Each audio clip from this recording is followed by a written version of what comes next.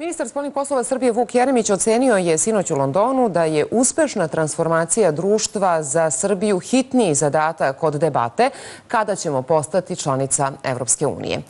Jeremić je na predavanju na prestižnom Royal Holloway univerzitetu u Londonu rekao da Srbija treba da se koncentriše na ispunjavanje kriterijuma iz Kopenhagena i uslova za regionalnu saradnju. Srpskog ministra, jedna od prisutnih osoba na predavanju, za koje se kasnije ispostavilo da nije student, pitala je kada je Kosovo postalo deo Srbije i nazvala jug Srbije istočnim Kosovom. Jeremić je odgovorio da je Kosovo postalo deo Srbije kada je Srbija postala deo Srbije.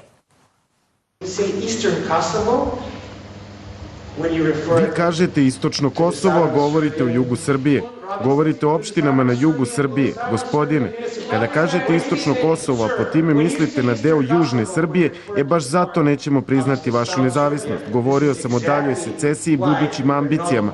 To je kada vi južni deo Srbije nazovete istočnim Kosovom. Upravo zbog toga nećemo da stvorimo presedan i da vas priznamo.